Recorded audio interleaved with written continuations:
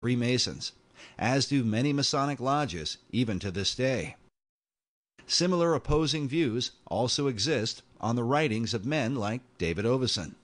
Oveson is not writing an anti-Masonic book. Oveson, in the main, has good things to say about Masonry. He's talking about how the builders and the founders of this nation were Freemasons. So, of course, that's going to ring sympathetic bells with any other Freemason.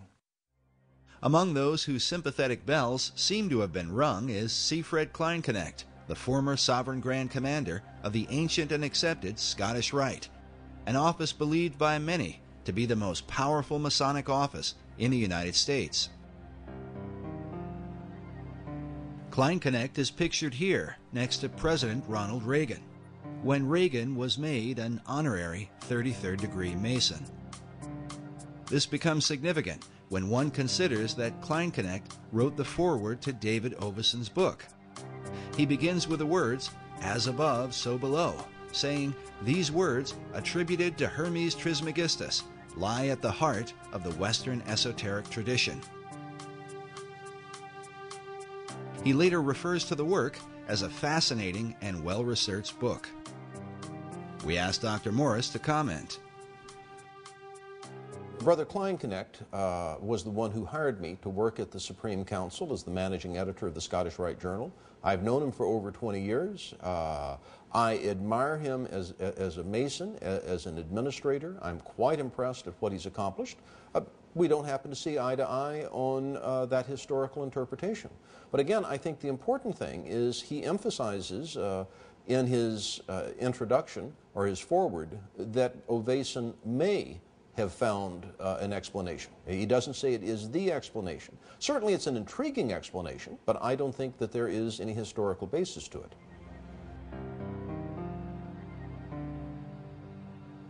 Of David Oveson's research, Siegfried Kleinknecht writes that recent scholarship demonstrates the undeniable influence of Freemasonry exerted on the American system of government. While Kleinknecht is careful in his suggestion, he goes on to relate Oveson's work with that of 19th century Masonic icon Albert Pike. Albert Pike is the father, really the father of American Freemasonry. I don't know of a greater authority on Scottish Rite Masonry than Albert Pike because he authored it. He's the one who wrote Scottish Rite Masonry, the 32 degrees. Albert Pike, in his ritual research, suggests that the ceiling of Masonic lodges should be painted with symbolic constellations. In the foreword to Oveson's book, Kleinknecht comments on Pike's suggestion for a ceiling design. He says, "The astonishing thing is that Pike's ceiling design reflects precisely the same mysteries observed by David Oveson in this book." Albert Pike was one of the most prominent 19th century Freemasons. He joined the fraternity, I believe, in 1859, just before the Civil War. He was a scholar of ancient languages, was very familiar with what we would call comparative religion today, and he was given the task by the Supreme Council for the Southern Jurisdiction to rewrite their rituals. And this he did just before the Civil War, and then after the Civil War, he was elected Grand Commander of the Southern Jurisdiction, and he served in that position until his death in, I think, 1891. Pike held the office of Sovereign Grand Commander for the Southern Jurisdiction, which is based in Washington, D.C. This is the same office that would be later held by Siegfried Kleinknecht. Albert Pike's great contribution to the Scottish Rite is his book, Morals and Dogma of the Ancient and Accepted Scottish Rite of Freemasonry. On the title page it reads, "Esoteric Book for Scottish Rite Use Only, to be returned upon withdrawal or death of recipient." It's given to the new Masons after they've gone through a series of stuff. Then they're given a copy of Albert Pike's book. Pike declared that the true definition of Freemasonry is an advance toward the light.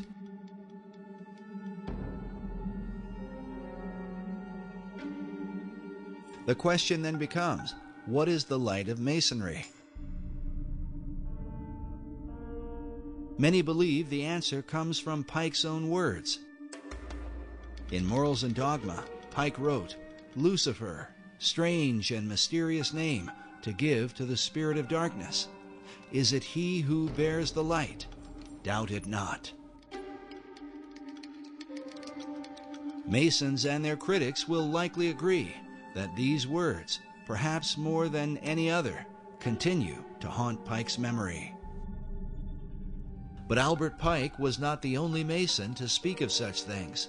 Manly Hall, in his book, The Lost Keys of Freemasonry, wrote that when the Mason learns the mystery of his craft, the seething energies of Lucifer are in his hands. This is another bust that was done by Mr. Hall of a man he had a great affinity for, which was Albert Pike, one of the great Freemasons of the world. A statue of Albert Pike is located at 3rd and D Streets in downtown Washington, D.C. It was erected by Freemasons in 1901 through an act of Congress. Pike is shown with a maiden beneath him, bearing the standard of the Scottish Rite. More than a century after his death, Albert Pike continues as an important and controversial figure in America's capital. Not only does his statue remain, but he is the central focus of one of Washington, D.C.'s most unique buildings, the Masonic House of the Temple, the headquarters for the ancient and accepted Scottish Rite of Freemasonry. The building was designed by 20th century architect John Russell Pope, who modeled it after the mausoleum at Halicarnassus, one of the 7 wonders of the ancient world. Pope himself was not a Freemason, so he relied upon the esoteric knowledge of Elliott Woods, a 32nd degree Mason who was the architect of the United States Capitol at the time. The top of the temple is shaped like a step pyramid that some believe parallels the truncated pyramid on the back of the dollar bill. If you count the courses of masonry on the pyramid, you'll see it has 13 courses of masonry, and that corresponds to the 13 steps on the pyramid that is the roof of the House of the Temple. Not only is the number 13 present in the roof design, but the House of the Temple is said to be 13 blocks north of the White House, leading some to believe that a secret Masonic signature somehow ties Masonry with the seat of power in American government.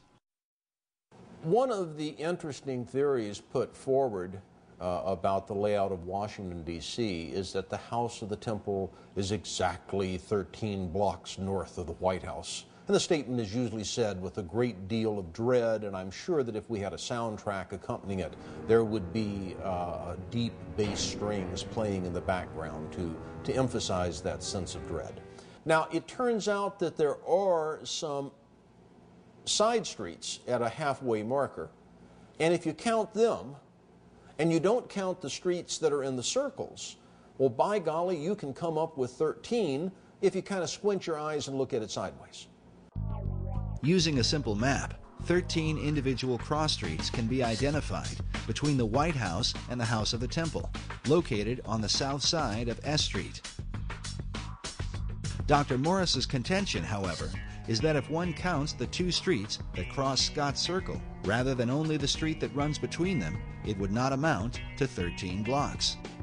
Yet even prominent publications, such as U.S. News and World Report, have written that the Masonic House of the Temple is about 13 blocks north of the White House. But superstition about 13 seems ingrained in American culture. Even our modern elevators specifically avoid the number. It's said that President Franklin Roosevelt would invite his secretary to dinner to keep from having 13 people at the table, and would avoid going out on the 13th of each month. Yet it would seem that FDR was not so troubled about the appearance of 13 on the Great Seal of the dollar bill.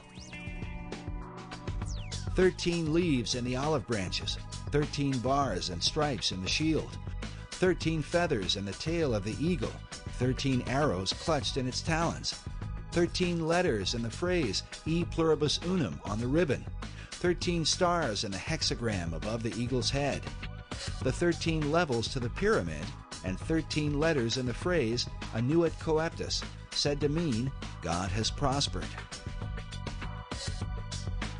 When French architect Pierre L'Enfant laid out the design for Washington, D.C., David Oveson tells us he planned for 13 approximate straight lines of avenues for the city.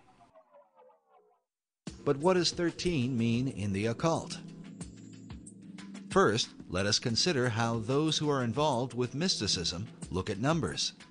William Wynne Westcott, a well-known Freemason and one of the co-founders of the Hermetic Order of the Golden Dawn, explains that the followers of Pythagoras referred every object, planet, man, idea, and essence to some number or other.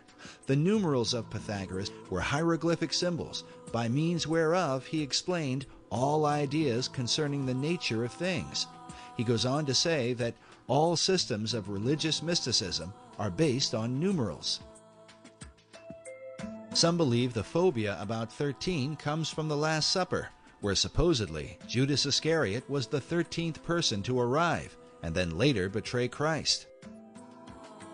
Kabbalists say 13 represents man's ability to go beyond the zodiac, to ascend above the stars of heaven. With this in mind, consider this phrase inside the Library of Congress: "Too low they build, who build beneath the stars." For Kabbalists, the number 13 is not unlucky, but refers to their concept of God. The word Shekinah represents the manifestation of God's glory. It is taught that the Shekinah glory of God shone in Solomon's temple when it was first dedicated. This picture shows a group of Freemasons reenacting this dedication ceremony. But in the Library of Congress, we are faced with an interesting puzzle, as we find these words painted on the wall: "The true Shekinah is man." But what could all this have to do with the number 13?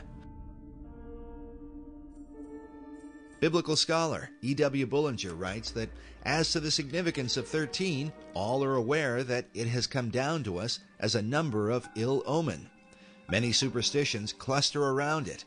Unfortunately, those who go backwards to find a reason seldom go back far enough. We must go back to the first occurrence of the number 13 in order to discover the key to its significance. It occurs first in Genesis 14:4, where we read that 12 years they served Chedorlaomer, and the 13th year they rebelled. Hence it stands in connection with rebellion, apostasy, and revolution. It was when America was made up of 13 colonies that its rebellion against England occurred. Was this just a coincidence, or the intentional working of the Freemasons who launched the Boston Tea Party? An event commemorated here on the ceiling of the Capitol building. Nearby is an illustration which had originally been designed by Benjamin Franklin. Franklin himself was a master mason and the head of several lodges in America and Europe. In his proposal for the Great Seal of the United States, Franklin coined the phrase, "Rebellion to tyrants is obedience to God." In this illustration, Franklin chose to represent the early colonies in the form of a serpent, divided into 13 sections, with the words "join or die" in the midst. The traditional belief is that all of that was based on the fact that there were originally 13 states in the Union, and that the number 13, that's the conventional view, is just simply because there were 13 states that the number 13 was emphasized. Another 13 is found about 13 blocks south of the Masonic House of the Temple. The cornerstone of the White House was laid on October 13th, 1792. The architect for the White House was an Irishman named James Hoban, who took his design from Leinster House in Ireland. Since 1922, Leinster House has been headquarters for the Irish Parliament, but before that was known as the first Masonic Lodge in Ireland. In 1307, the Knights Templar were betrayed in Europe by the Pope and the King of France. By now, it is well known that they fled to Scotland for refuge, hiding themselves in Masonic lodges.